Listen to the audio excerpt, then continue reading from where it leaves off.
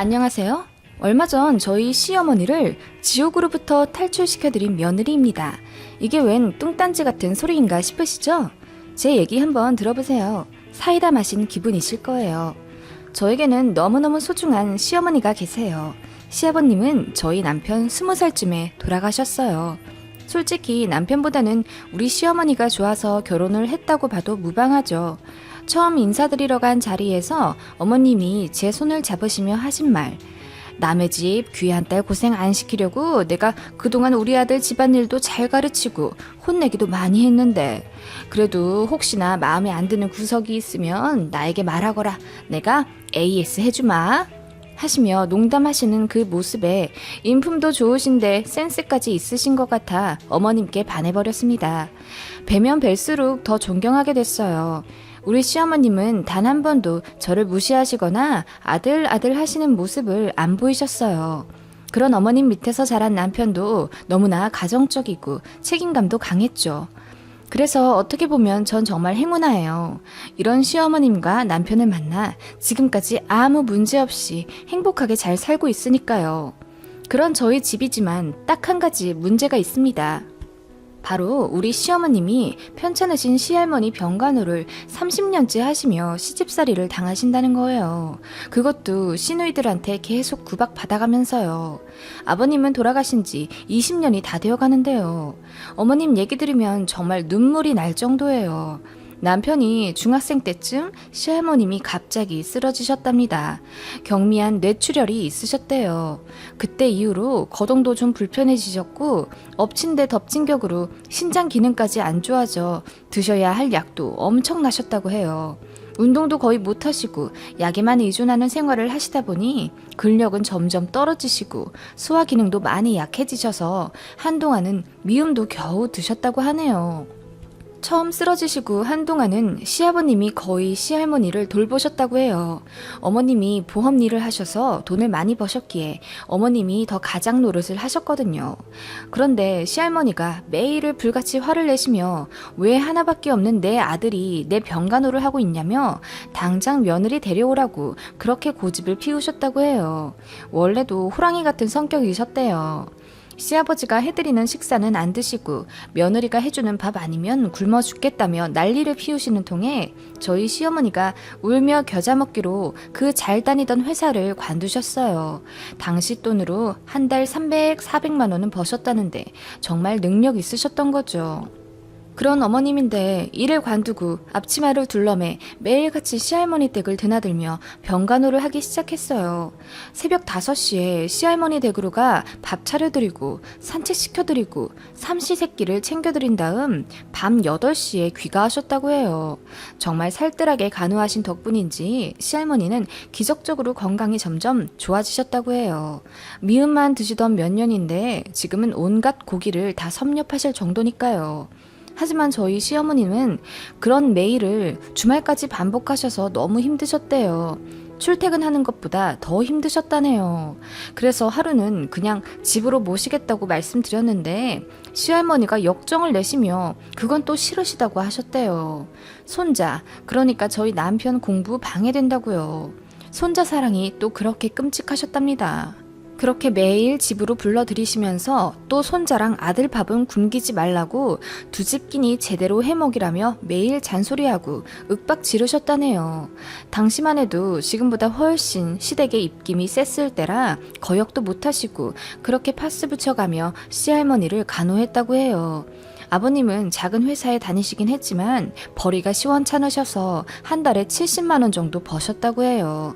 갑자기 줄어든 가게 수입 때문에 아버님이 밤에는 시장에 나가 도매상가에서 무거운 일을 나르며 품삯을 받고 그렇게 하루 투잡을 뛰셨다네요. 그런 생활을 몇 년 하셨을 때 저희 남편이 대학 입학하고 나서 얼마 뒤 과로로 쓰러지시고 다시는 깨어나지 못하셨다고 해요. 정신없이 상을 치르는데 어머님의 시누이들, 그러니까 시고모님들이 저희 시어머니를 둘러싸고 손가락질을 하며 내 동생 죽인 년이라고 소리를 쳤다고 해요. 시어머니가 아버님 돈 벌어오라고 압박 줘서 아버님이 밤낮으로 일하느라 고생하다 죽은 거라고요. 어머님은 그때 처음으로 큰소리치며 울며 대들었다고 하셨어요. 제가 계속 일 다녔으면 애 아빠가 이렇게 죽진 않았을 거예요.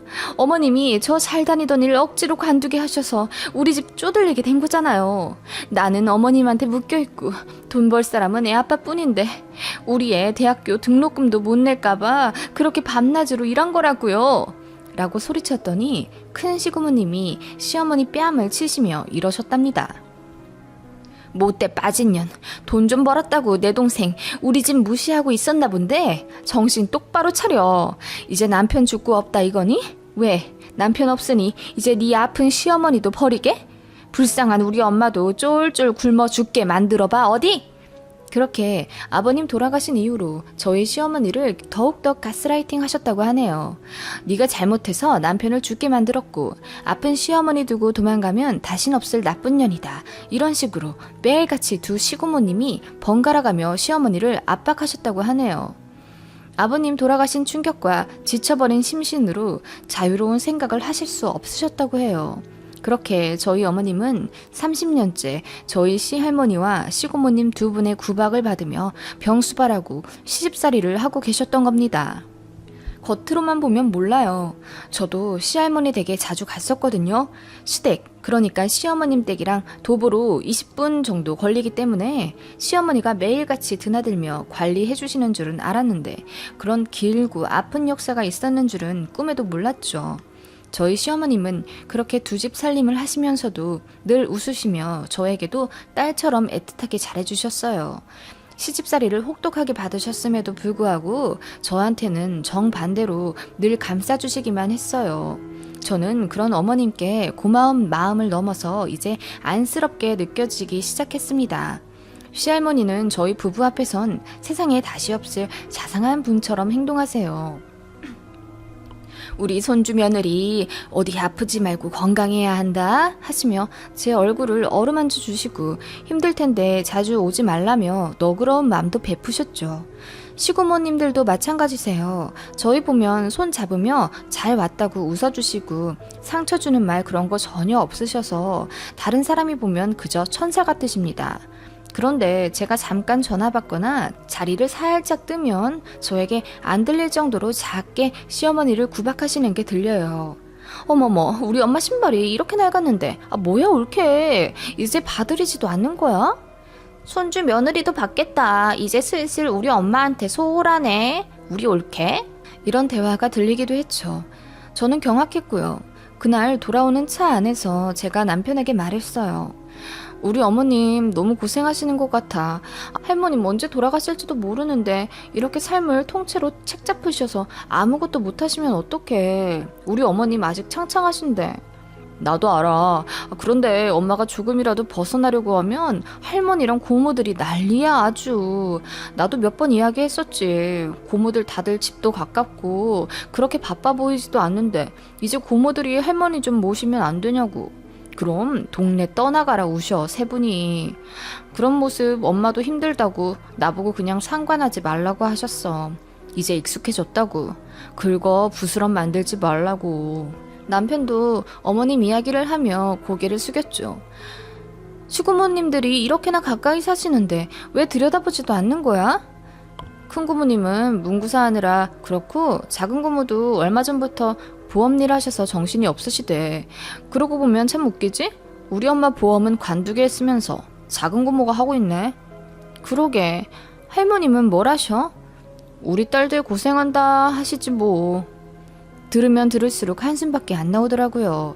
당신 자식들만 귀하고 남의 자식은 고생시켜도 상관없으시다 이건지. 나라고 왜 우리 엄마 고생하는 거 모르겠어. 내가 고등학생 때부터 설거지하고 요리하기 시작한 거 다 엄마 때문이야. 우리 엄마 할머니 집살림까지 하는 거 너무 힘드니까 우리 집은 나랑 아빠가 책임지려고. 집에 오셔선 무조건 쉬셔야지. 남편의 속마음을 알게 되니 저도 눈물이 나더라고요. 난 어머님이 계속 이렇게 사시면 안 된다고 생각해. 우리 무슨 방법을 찾자. 그렇게 저는 어머님을 이 지긋지긋한 시집살이에서 벗어나실 수 있는 방법을 찾기 시작했어요. 그렇게 평생을 고생하셨는데 이제 문화센터도 다니며 친구도 사귀시고 늦잠 자고 싶으시면 늦지막히 일어도 나시고 백화점 다니며 쇼핑도 좀 하셨으면 했죠. 저희와 여행도 좀 다니면서요. 저희 어머님 저희가 모시고 제주도 가겠다고 하셨을 때도 시할머니 모셔야 한다며 여행도 못 가셨어요. 1박 여행도 못 하셨죠. 친구들이랑도 연락 끊어진 지 오래라고 하시네요. 매일 새끼를 칼같이 지켜드려야 하니 외출은 언감생신. 매일같이 새벽 5시에 일어나셔서 그렇게 창살 없는 감옥 같은 생활을 하셨대요. 시할머님이 세탁기 돌리는 걸 그렇게 싫어하셔서 모든 빨랫감들을 손빨래에 씻길 정도셨답니다. 단조로운 식단을 싫어하셔서 늘 재료가 달라야 했고 뭔가 기분이 언짢으신 날은 재료가 신선하지 않다는 핑계로 다 엎어버리셨다네요. 그리고 며느리가 홀대한다고 고모님들께 전화하며 우는 소리를 하셨고 그러면 시고모님들이 바로 찾아와 삿대질하며 저희 어머님을 못살게 구셨다고 하세요. 그런 괴롭힘을 몇십 년 당하신 거예요. 저희는 어머님을 위한 반란을 일으키기 시작했습니다. 시할머님이 우리 어머님 없이 못 사시는 게 말이 안 된다고 생각했습니다. 거동이 어려우시긴 하지만 산책도 다니실 수 있고 혼자 밥도 충분히 차려 드실 수 있으세요. 시어머니의 극진한 간호와 잘 챙겨드린 영양분 덕분에 많이 회복하셨고 그래도 그 나이대만큼의 체력은 되시고요. 이건 말도 안 되는 시집살이라고 생각했습니다. 남편과 매일 상의하기 시작했어요. 이제 더는 어머님 그냥 두지 말자고. 이건 우리에게도 책임이 있다고 남편을 다그쳤어요. 남편도 반성하더니 그동안 방관한 것 같아 죄송하다고 하더라고요. 그렇게 저희는 어머님을 위한 계획을 짜기 시작했습니다. 그리고 어느 주말 불시에 시할머님 댁을 방문했어요. 문 밖에서부터 시할머님의 불호령이 들리더라고요. 아니 뭔 대낮부터 새우죽을 먹으란 거야. 이제 나 밥 차려주기도 싫다는 거냐? 아이고 서러워라. 똑똑. 할머님, 어머님. 어머나 우리 손자네가 말도 없이 웬일이야. 어서 오너라.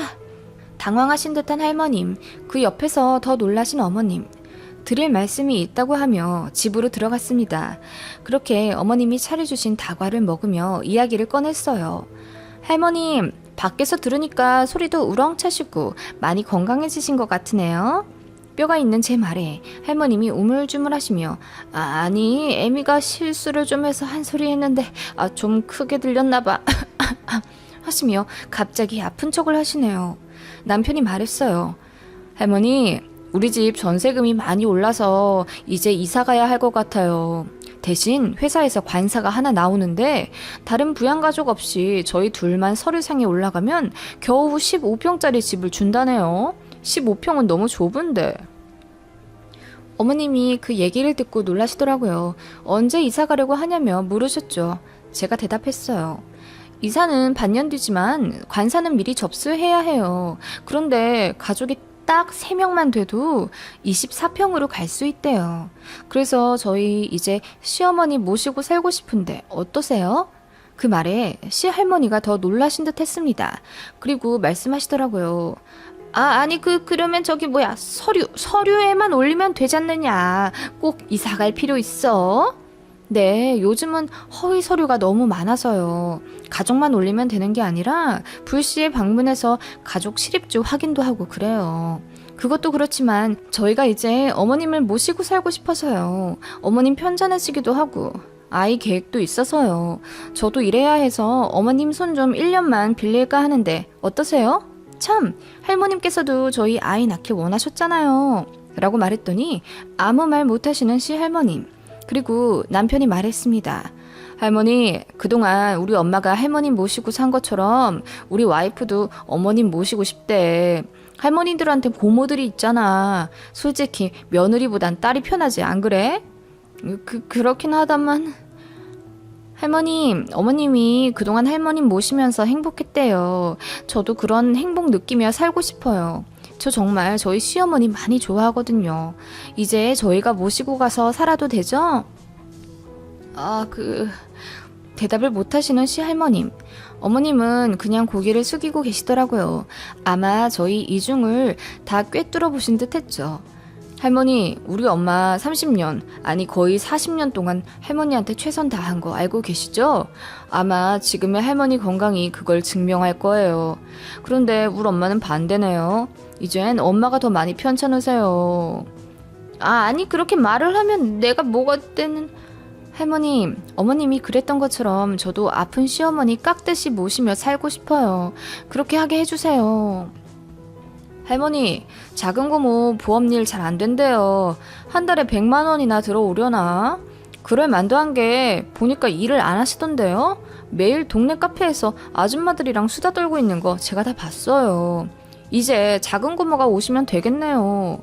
남편의 뼈 있는 말에 두 분 다 아무 말씀이 없으셨습니다. 그럼 동의하시는 걸로 알게요. 엄마, 이사 준비하세요. 하며 남편이 일어나고 저도 따라 일어났습니다. 그렇게 문 밖을 나서는데 뒤에서 저희를 따라 나오신 어머님, 갑자기 눈물을 흘리시며 저를 안으시더라고요. 너희들 마음 내가 다 알아. 내 생각해준 거 정말 고맙다. 안 그래도 내 며느리도 생기고 하니 생각이 많아지더구나. 그래, 더 이렇게 살기 싫다는 생각이 들었단다. 조만간 너 할머니한테도 말하려고 했어. 이사 가려고 한다고. 고모들이 가까이 있으니 나만 맘먹으면 됐었던 걸. 뭐가 그렇게 어려워서 10수년을 살았는지 하시며 흐느끼는 어머님. 그리고 다시 한번 고맙다 하시며 한 말씀 하시더라고요. 아가, 내가 시어머니 모셔보니 그거 못할 짓이더라. 그러니 이제 이사는 내 가고 싶은 곳으로 가마. 그리고 이제 혼자 조용히 살고 싶기도 해. 관사는 나중에 아이 생기면 3명 올려서 들어가거라. 당장 전세금은 내가 해결해 줄 테니까 하셨어요. 정말 어떻게 표현 못할 정도로 어지고 마음 깊으신 우리 시어머니. 제가 이런 시어머니를 사랑하지 않을 수 있을까요?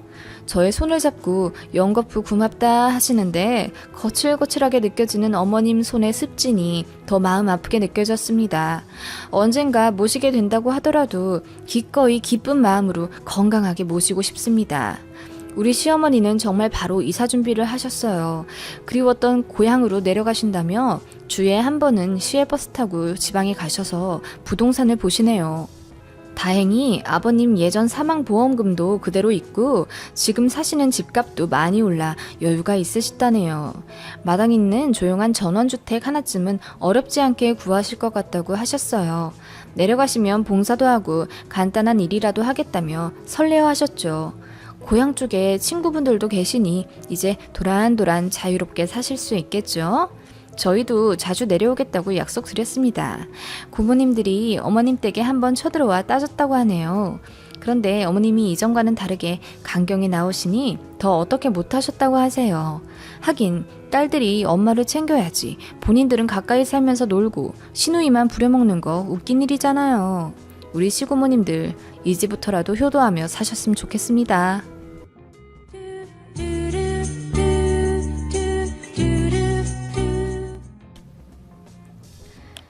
안녕하세요.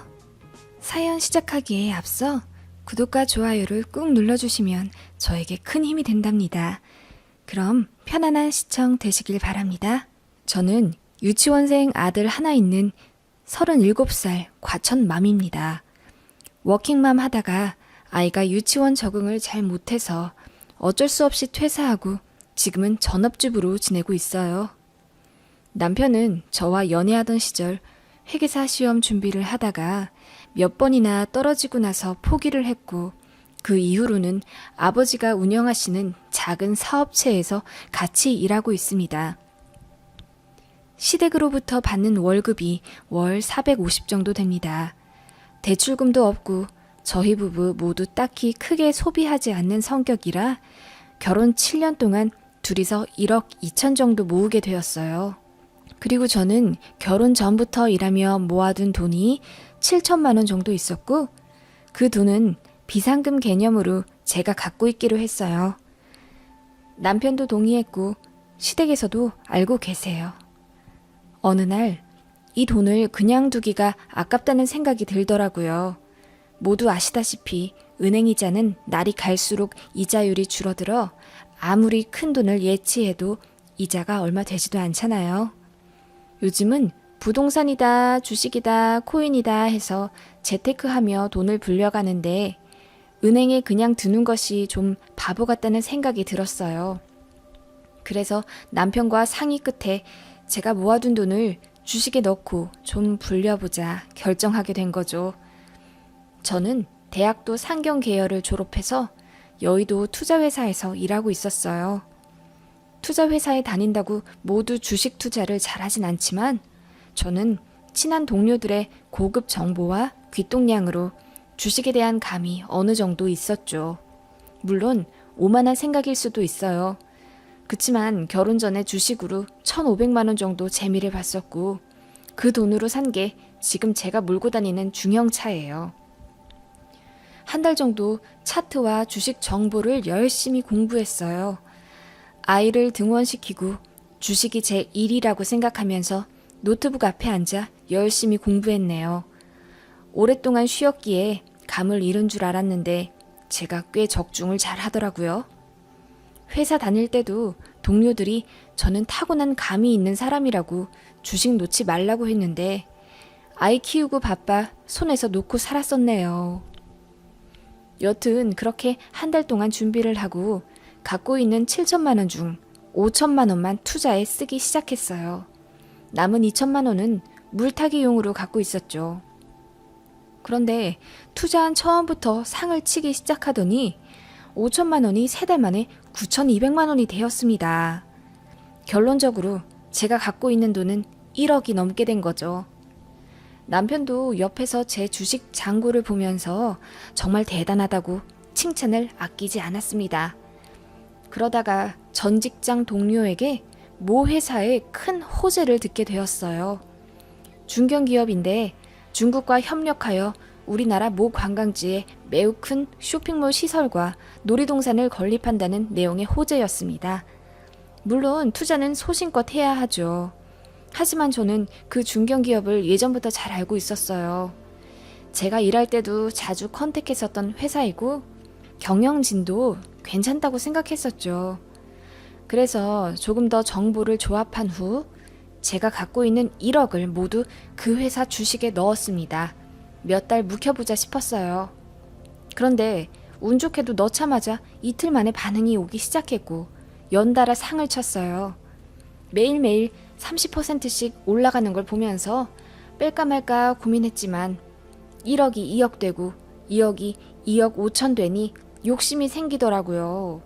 그래서 둘까 하다가 그만 다시 2억으로 내려갔습니다.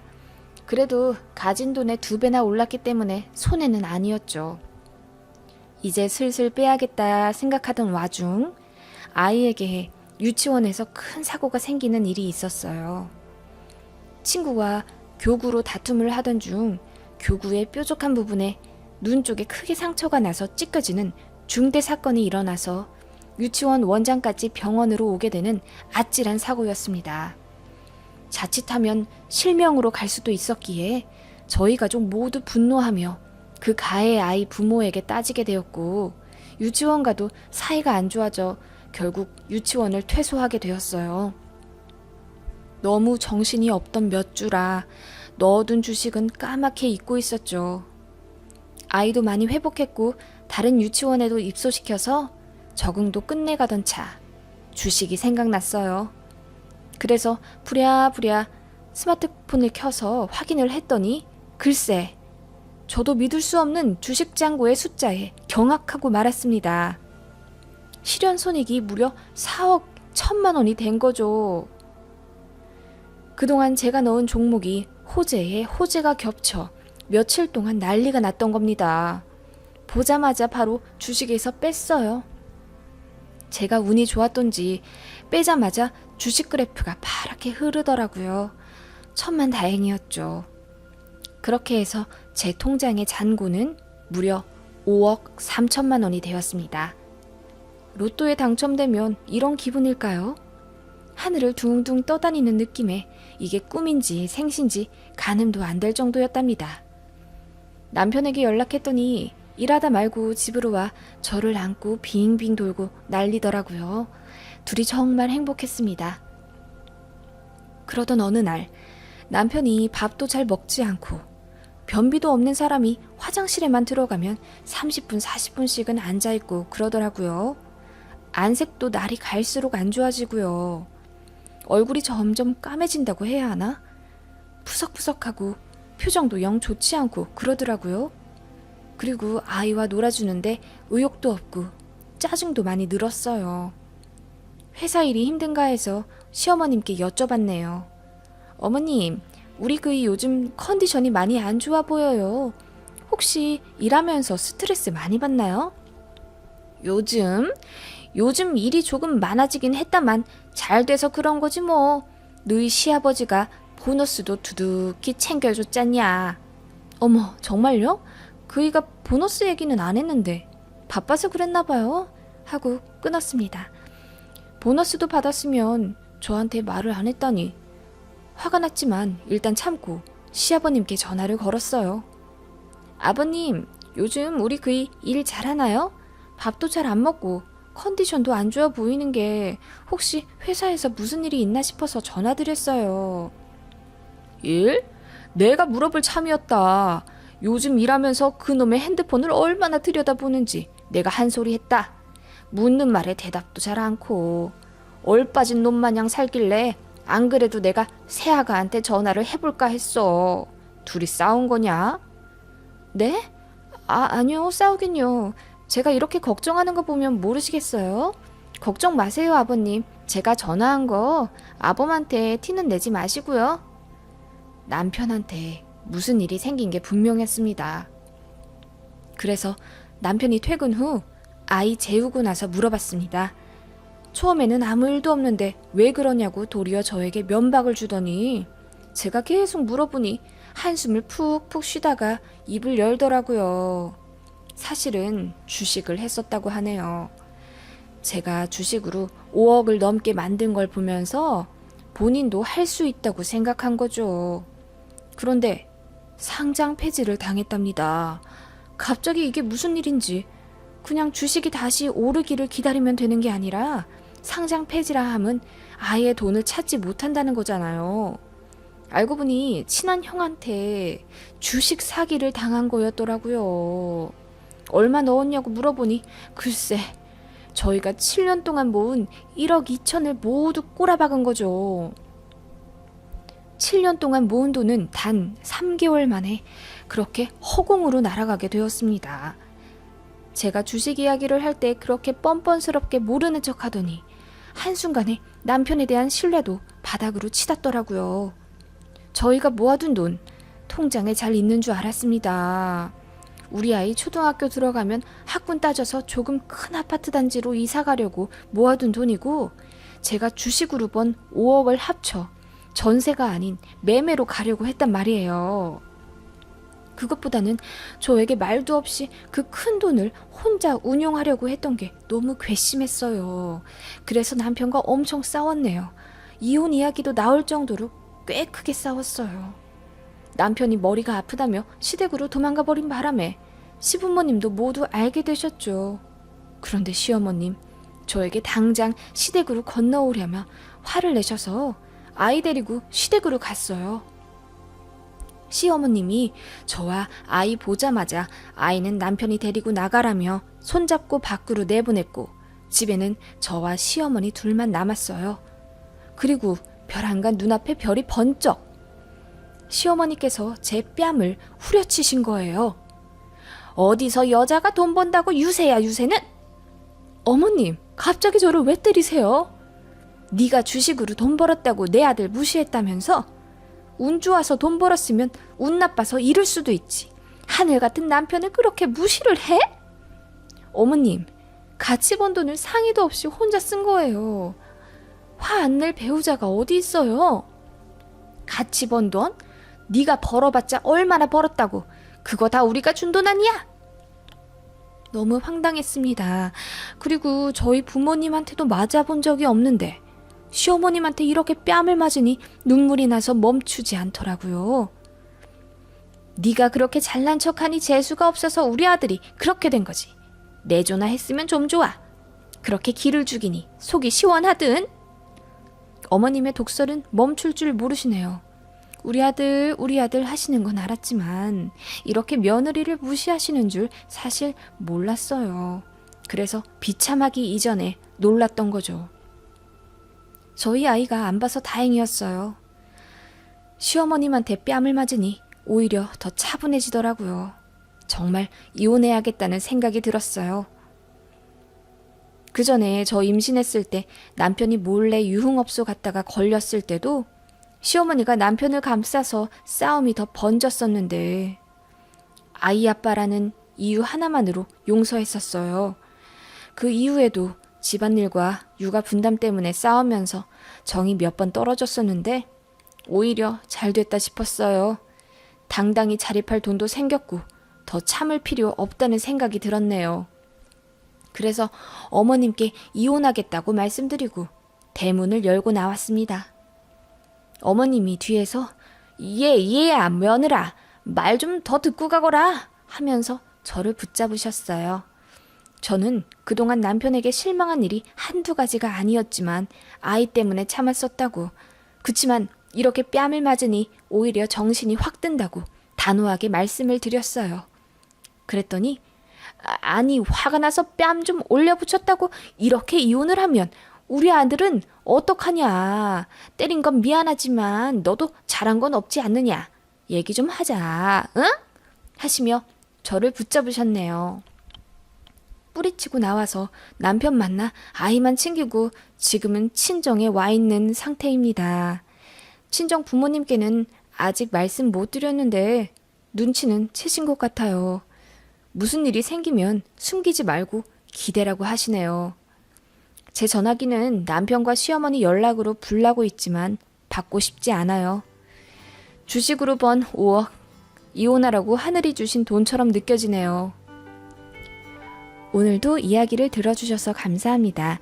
또 재미있는 이야기 많이 올려드릴게요. 구독, 좋아요, 알림 설정 꼭 부탁드려요. 그럼 오늘도 좋은 하루 되세요.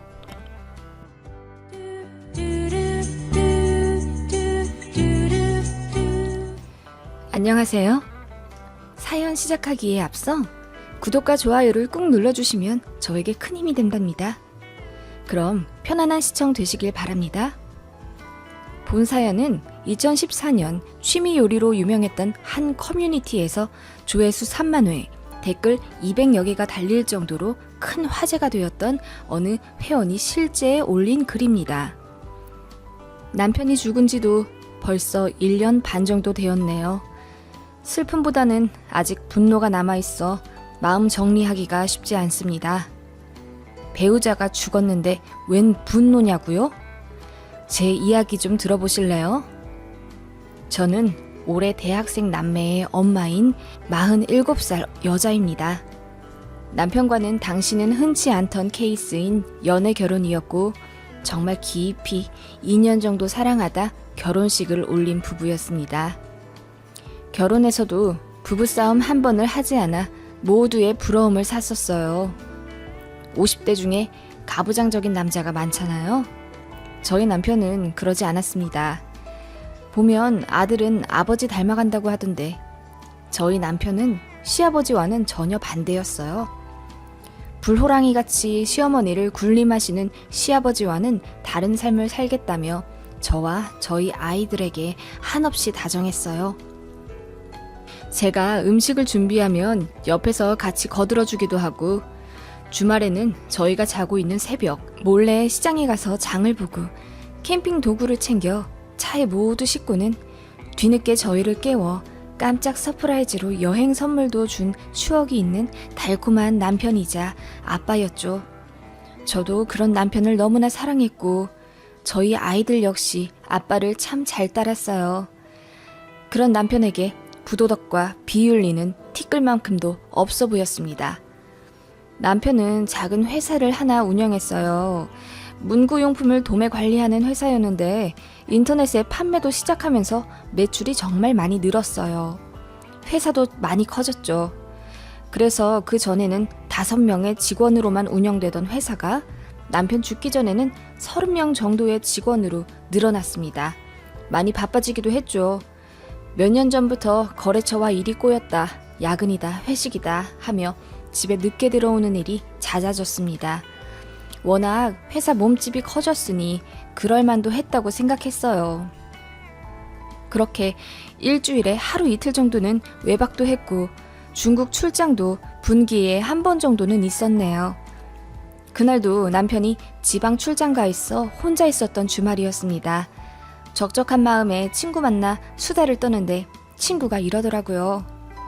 너 근데 남편 많이 믿어? 무슨 소리야. 우리 남편 알잖아. 거짓말도 안 하고 얼마나 성실한지. 아니 얘 50대들이 얼마나 뒤에서 애인을 많이 사귀는데 남편 집에도 잘 안 들어온다며? 그야 혼자 회사 꾸리느라 바쁘니까 그렇지. 난 다른 사람은 몰라도 우리 남편은 믿어.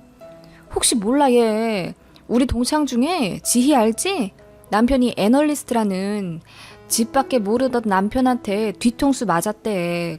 회사 여직원이랑 불륜하다가 걸렸다고 하더라. 그 사람이 같은 아파트라 출퇴근 전에 1시간씩 만난 거래.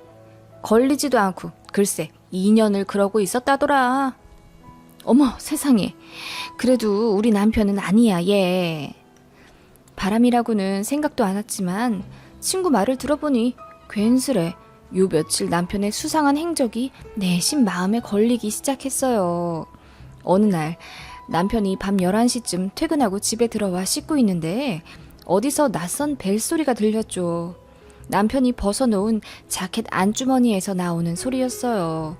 저희 남편은 기본 벨소리로만 해놓는데 그 벨소리는 센스 있는 팝송의 도입부였죠. 뒤져보니 처음 보는 핸드폰이었어요. 이게 뭔가 하고 보고 있는데 남편이 샤워하다 말고 급하게 나와선 직원 핸드폰이야. 카풀을 했는데 두고 갔더라고. 보면 기분 나빠할 수도 있으니 그냥 꺼서 주머니에 넣어줄래? 하더라고요. 남편 말대로 핸드폰을 다시 넣긴 했지만 생각해보니 이상하더라고요. 남편은 카풀 같은 건 불편해서 하지 않는다고 했는데 그래서 샤워 끝낸 남편에게 물어봤죠. 웬 카풀이야? 집 근처에 누가 살아? 응. 얼마 전에 새로 직원을 뽑았어. 전에 회계 맡던 직원이 세금으로 돈 사고를 크게 쳐서 자르고 새 직원이 왔어. 그런데 차가 없다고 하더라고. 여기 버스 타기도 애매하잖아. 마침 가는 길이라서 내가 태워다 주고 있었어. 아, 그래? 여자야, 남자야? 몇 살? 여잔데 그냥 아줌마야. 왜? 질투해? 하면서 저를 꽉 끌어안길래 웃으면서 지나갔던 일이 있었어요. 그러고 보니 남들 다 한다는 핸드폰 검사도 단 한 번 한 적이 없었죠. 저는 그만큼 남편을 철석같이 믿었어요. 그렇게 평화롭던 날들을 보내던 어느 오후, 경찰로부터 온 전화. 그 전화는 저의 세상을 완전히 뒤바꿔 놓았죠.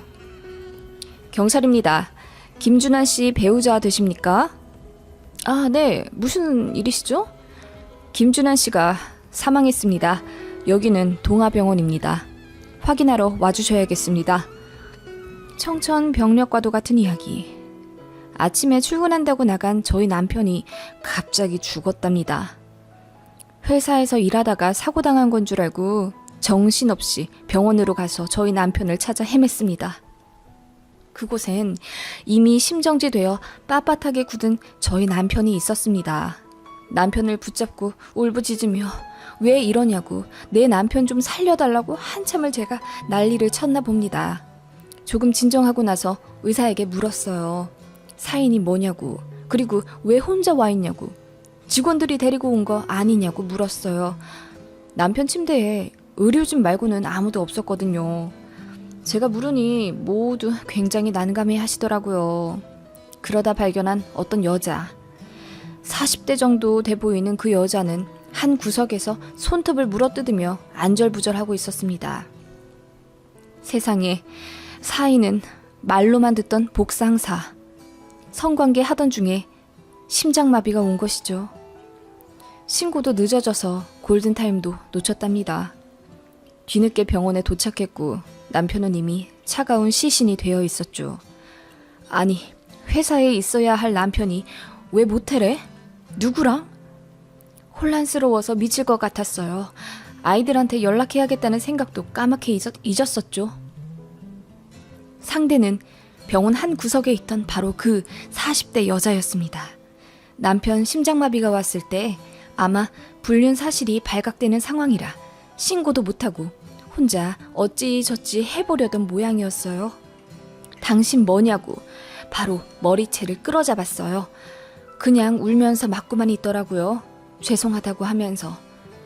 알고 보니 얼마 전에 들어왔다던 회계 직원이었어요. 그런데 무려 3년이나 사귀었답니다. 이상했어요. 회사에 입사한 건 몇 개월 되지 않았는데 어떻게 3년이나 사귈 수 있었다는 걸까요? 알고 보니 남편 친구 애인이었던 사람이랍니다. 남편 친구의 불륜 상대였고 걸려서 헤어졌었다네요. 그리고 바로 저희 남편이 자기랑 만나자고 대쉬해서 사귀게 된 거라며 남편이 예전부터 좋아하고 있었던 사람이랍니다.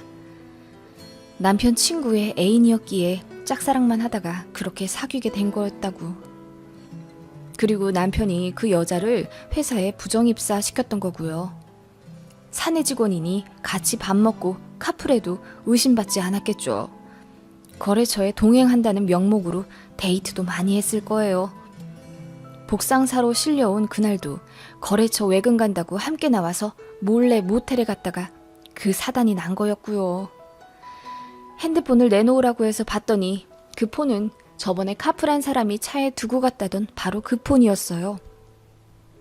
사진첩을 열어보니 가관이었습니다. 둘이서 싱가폴, 제주도, 남해 여행도 많이 다녔더라고요.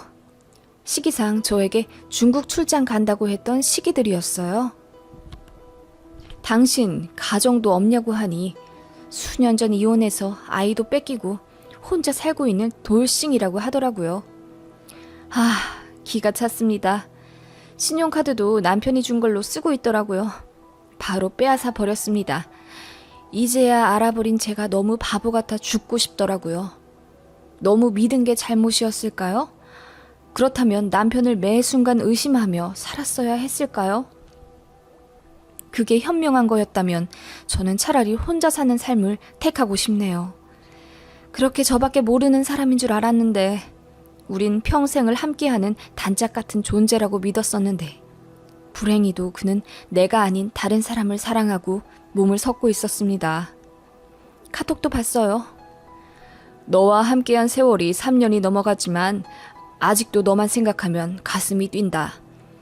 마음이 돌처럼 된 줄 알았는데 너를 만나 생명을 얻었다. 어제 차에서 하고 가서 그런지 조수석이 삐걱거려. 네, 다 저희 남편이 불륜녀에게 한 대화입니다.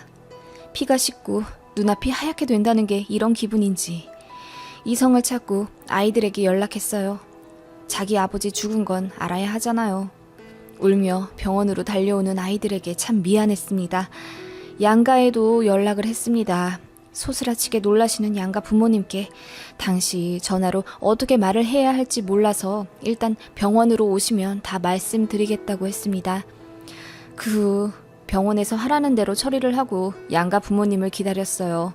그렇게 일가 친척 모두 모였고 그날 병원 앞에선 난리가 났어요. 믿을 수 없다는 시부모님, 우리 딸 불쌍해서 어쩌냐는 우리 부모님, 친척들도 서로 엉켜 말싸움을 해서 병원 직원들이 나와 말리고 가관도 아니었네요. 누군가가 죽으면 슬퍼하기만 해도 모자랄 판에 이렇게 시비를 가리게 되었으니 말이에요.